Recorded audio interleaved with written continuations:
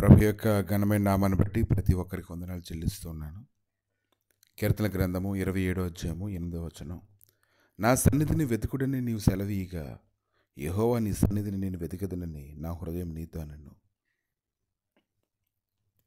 ఆయన సన్నిధిని వెతకాలని ప్రభు కోరుకుంటూ ఉన్నప్పుడు భక్తుడి యొక్క హృదయం అయితే నిన్ను వెతుకుతాను అని అతనికి సమాధానం చెప్తూ ఉంది. ఎందుకు ఆయన సన్నిధిని వెతకాలి? ఈరోజు నీ భవిష్యత్తుని ఎవరికైతే అప్పగించుకుంటావో ఆ సన్నిధి ఖచ్చితంగా నీకు అవసరమైంది. ఎవరికైతే నువ్వు అప్పగించుకుంటావో వారే నీ భవిష్యత్తు పట్ల బాధ్యత వహించాలి. కాబట్టి ఖచ్చితంగా వారిని నువ్వు వెతకాలి. దాన్ని నువ్వు పొందుకోవడానికి నువ్వు సిద్ధపడాలి. దుష్టుడు ఏమాత్రం నిన్ను భ్రమపరచకుండా ఉండేలాగా నువ్వు జాగ్రత్త వహించాలి. మత్తయి సువార్త 4వ అధ్యాయం అంతట్లో కొన్ని వచనాలు చూస్తూ ఉన్నప్పుడు ప్రభు అయితే 40 దినాలు ఉపవాసం ఉన్నప్పుడు దైవ సన్నిధిలో కనిపెడుతూ ఉన్నప్పుడు దుష్టుడైతే వచ్చి మాట్లాడుతూ ఉన్నాడు. నువ్వు ఆకలితో ఉన్నావు కాబట్టి ఈ రాళ్ళను రొట్టెలుగా చేసుకునేటువంటి శక్తి నీకు ఉంది కనుక ఈ రాళ్ళను రొట్టెల కింద చేసుకొని నువ్వు దాన్ని తినని చెప్పినప్పుడు ప్రభు అయితే మత్తయి సువార్త 4వ వచనంలో మనుషుల రొట్టె వల్ల మాత్రమే కాదు కానీ దేవుడి నోటి నుండొచ్చు ప్రతి మాట వల్ల బ్రతుకుతాడని అతను చెప్తూ ఉన్నాడు. తర్వాత ఇంకొక మాట చెప్పాడు. దుష్టుడైతే అన్నాడు, నీవు దేవుడి కుమారుడు అయితే కిందకి దుమికినట్లయితే ఖచ్చితంగా నిన్ను దూతలు రాయి తగలకుండా తన చేతులతో నిన్ను పట్టుకుంటారని చెప్పినప్పుడు ప్రభు అయినటువంటి యేసైతే అన్నారు, నా దేవుడు నిన్ను శోధించవలసిన అవసరం లేదని చెప్పాడు. కనుక ఇంకా దుష్టుడైతే మాట్లాడుతూనే ఉన్నాడు. అతను అనేక విషయాల్లో మభ్యపెట్టాలనుకున్నాడు, బలహీనపరచాలనుకున్నాడు. నువ్వు ఏదైనా విషయంలో గ్రహింపు లేకపోతే ఆ విషయాల్లోని దుష్టుడైతే నిన్ను మభ్యపెడతాడు, మోసం చేయాలని చూస్తాడు. నెమ్మదిగా వాడి సన్నిధిలోనికి నేను లాక్కోవాలని ఆశపడుతూ ఉంటాడు. కనుక ప్రభు అయితే ఉదయకాలం అంటున్నాడు, నువ్వు నా సన్నిధిని వెతుకు, నా సన్నిధిని వెతుకు. నా సన్నిధిని నువ్వు వెతికితే నీ జీవితంలో నీకు ఏది కూడా కొదవై ఉండదని ఆయన మాట్లాడుతూ ఉన్నారు. కాబట్టి ఈరోజు నువ్వు భవిష్యత్తుని గురించి ఆలోచన చేస్తే భవిష్యత్తు గురించి చింతించడం కాదు, భవిష్యత్తుని చక్కదిద్దుకోవడం కోసం ఎవరినో ఒకరిని ఆశ్రయించాలి. అది ప్రభు అయినటువంటి యేసుక్రీస్తుని ఆశ్రయించినట్లయితే ఆయన ఖచ్చితంగా సక్రమంగా నేను నడిపేసాడని నమ్మకం నీ హృదయంలో ఉండాలి. ఒకసారి ఆయన చేతికి అప్పగించుకున్న తర్వాత నువ్వు ఇంక వెనక్కి తిరిగి చూడవలసిన అవసరం లేదు.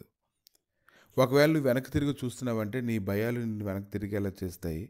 సాతాను నిన్ను మోసం చేయాలని అనేక రకాలైన పన్నాగాలు పన్ని నీతో మాట్లాడుతున్నప్పుడు ఆ మాటలు నీకు నమ్మడానికి సులువుగా ఉంటే నువ్వు నమ్మి వెనక్కి తిరుగుతూ ఉంటావు తప్ప ప్రభు అయితే నీకెంత ఇష్టమని తెలుసు. అయితే ఆయన ఉదయకాలని అంటూ ఉన్నారు, నువ్వు నా సన్నిధిని వెతుకు అన్నప్పుడు నీ హృదయం చెప్పాలి, దేవా నీ సన్నిధిని నేను వెతుకుతాను అని నువ్వు చెప్పాలి.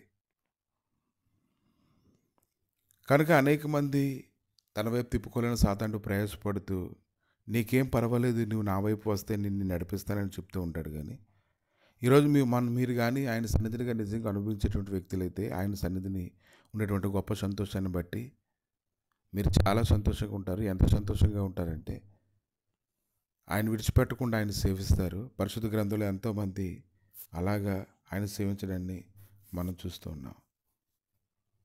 కనుక ఈరోజు దేవునికి ఎదురు తిరగడం కాదు, ధారాళంగా సమస్తాన్ని అనుగ్రహించేటువంటి దేవునికి లోబడి ఉండాలి. దుష్టుడైతే చివరికి ఒకే ఒక మాట చెప్పాడు, నువ్వు నాకు మొక్కితే నీకు సమస్తాన్ని నేను నీకు ఇస్తానన్నాడు.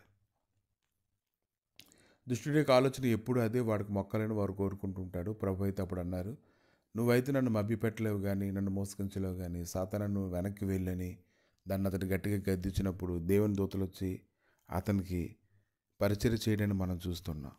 కనుక నువ్వు శోధనని నువ్వు జయించాలి, సాతాన్ని ఎదిరించాలి, ఆయన వద్దకు రావాలి. అప్పుడు దుష్టుడు నీ వద్ద నుంచి పారిపోతాడని నువ్వు తెలుసుకోగలగాలి. ఈ ఉదయకాలాన్ని నువ్వు చేయవలసిన పని ఏంటంటే ఆయన సన్నిధిని నువ్వు వెతకాలి, ఆయన సన్నిధిని వెతకాలి. ఆయన సన్నిధి దొరికేటువంటి స్థలాల్లో నువ్వు ఉండాలి, ఆయన సన్నిధిని అనుభవించాలి. నువ్వు అలా పరిగెట్టినట్లయితే ఖచ్చితంగా నీ జీవితంలో గొప్ప మహత్వం కలిగినటువంటి భవిష్యత్తుని నువ్వు చూస్తావు. ఆయన నువ్వు నమ్ముకున్నందుకు గాను దేవుడు నిన్ను ఖచ్చితంగా కనపరుస్తాడు. ప్రభా ఈ ఉదయకాలాన్ని నీ సన్నిధిని వెతికడని నువ్వు భక్తులకు సెలవిచ్చినప్పుడు నీ సన్నిధిని నేను వెతికదనని అతని హృదయం నీతో చెప్పినట్లుగా మేమంతా అలా చెప్పడానికి కృప దయచేయండి. ప్రభా నీ సన్నిధిని వెతుకుతుండగా అన్ని విషయాలలో నీ గొప్ప గ్రహింపుని దయచేయండి, బలపరచండి, స్థిరపరచండి. నీ మహిమ సన్నిధిని దేవా తోడుగా ఉంచి కృప చూపించమని ప్రతి ఒక్కరి జీవితంలో ఈరోజు సంపూర్ణమైన సంపదంతో నింపి నడిపించి మహిమ పొందమని యేసుక్రీస్తు నామములు అడిగి వేడుకుంటున్నాము తండ్రి.